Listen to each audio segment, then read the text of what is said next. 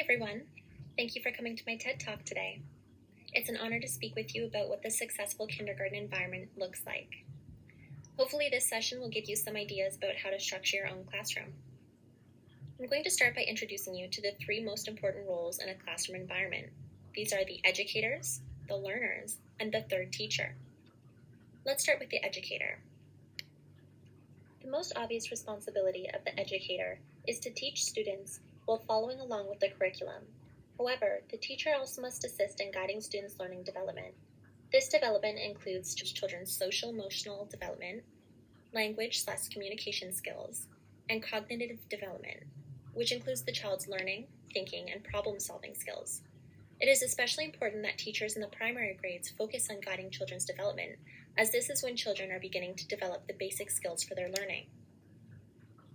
As teachers, we also must take into consideration the important role the learner plays in our classroom.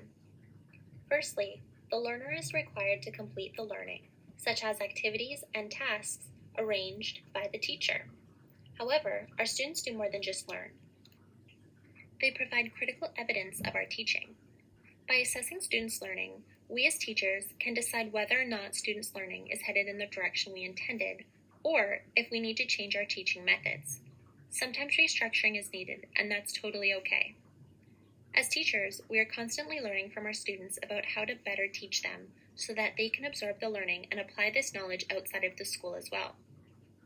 The third role I'm going to talk about is the environment as a third teacher. Now you may be wondering, how can the environment act as a third teacher?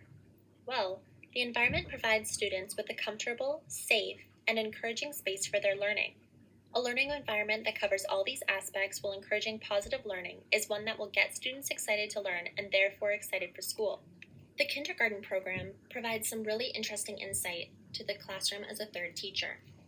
It states that a successful classroom that functions as a third teacher will be responsive to the children's interests, provide opportunities for children to make their learning visible, and then foster further learning engagement.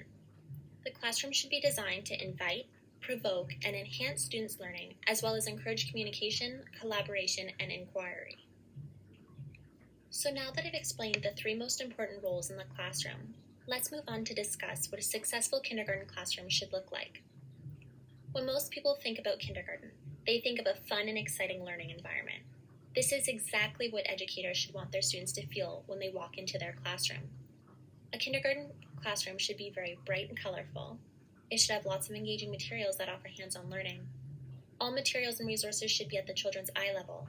There should be plenty of light in the room, and, if possible, there should be a view of the outdoors. Classrooms should also incorporate lots of natural materials that will get students engaged with the outside world. A few ways to do this could be having a classroom pet, have plants in the classroom, natural materials that children can play with, such as rocks and sticks, or natural decorations, such as a stick mobile. You could also take your students for nature walks where they collect anything that interests them, such as bugs. Just make sure that you inform children that they need to release these bugs outside once the school day is over, and you can do this with them. Natural materials are so important for children's learning as they allow students to connect with the natural environment when outdoor learning isn't possible. It also encourages students to create a relationship with the outdoor environment, and most importantly, connecting to the natural world contributes to children's mental, physical, and spiritual health and well-being. All materials in the classroom must adhere to students' interests and approaches to learning. This is why observing children's learning is critical as an educator in designing your classroom. In addition, educators must always have children's schoolwork on display in the classroom for students to reflect back on and be proud of. This is one of the most important features of the environment as the third teacher. The classroom should be reflective of the children's learning. Educators can document their students' work by taking photographs or videos, by taking notes that can be hung up in the classroom, or even just by simply hanging up students' work on the classroom walls. Another aspect of classroom design that educators need to take into consideration is how the use of time and space affect their students' learning. In the beginning of the school year, educators set up their classroom based on how the classroom structure will flow throughout the day, considering the daily schedule so that there will be as much uninterrupted time as possible for children to play and inquire through their play. It is recommended that all tables where students collaborate be pushed away from the walls so that this collaboration will be more inviting. Now this leads us into the discussion of play-based learning. A successful kindergarten classroom encourages children to learn through play. This approach allows children to explore their interests while developing their social, emotional, cognitive, and communication skills. Another benefit to play-based learning is that learning becomes fun for children. Hands-on activities and tasks should always be prioritized as children are able to learn their own way and be truly invested in their learning.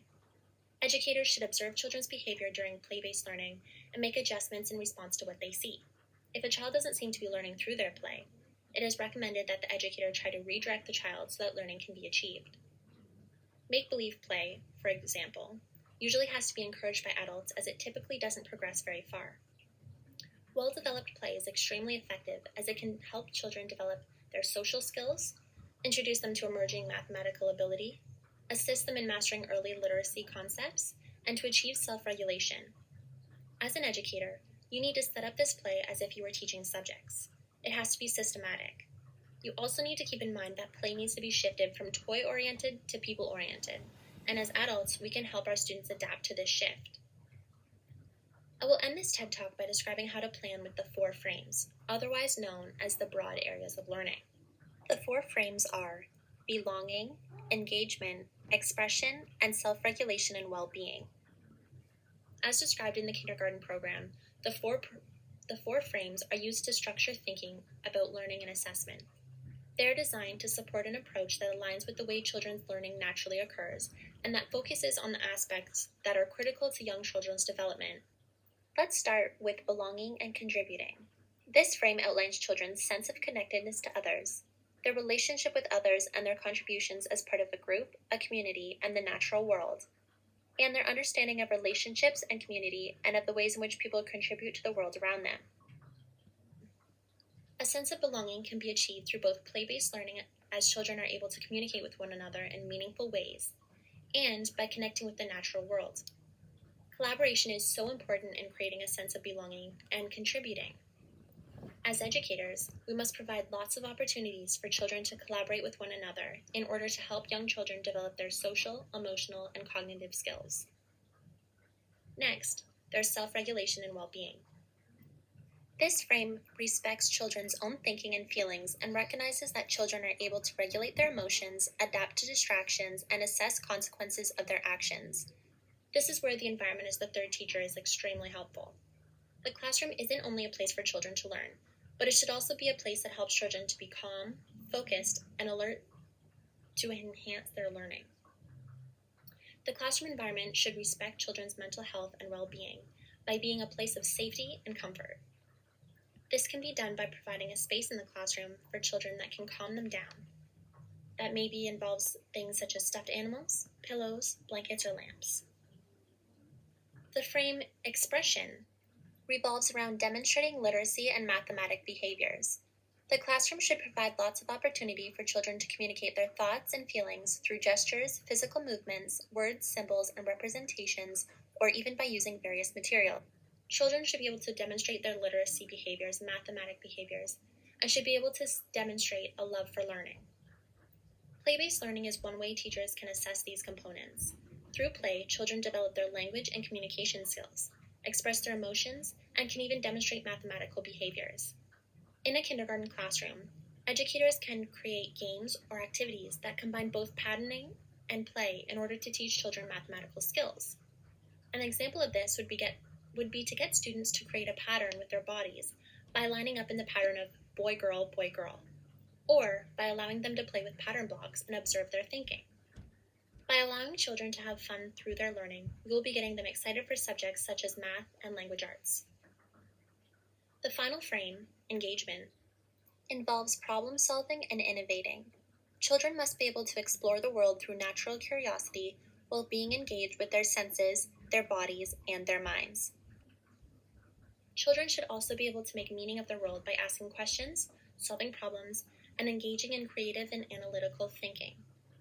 Earlier on, I discussed how children should be encouraged by their educators to go outside and explore, and to pick up things that interest them, like bugs, for example. This sort of activity would allow children to indulge in their curiosity while exploring the natural world. They can then apply this curiosity and their ideas about the natural world to their knowledge of the environment. So many great teaching opportunities and lessons can be created from moments like these, where we let students explore and be curious children. When you're planning the flow, structure, and design of your classroom, make sure to keep in mind the 4 frames, as kindergarten students should always be encouraged to learn in ways that will help them develop as individuals. Learning can be fun and informative at the same time, with the help of educators, learners, and the third teacher. Thank you for listening.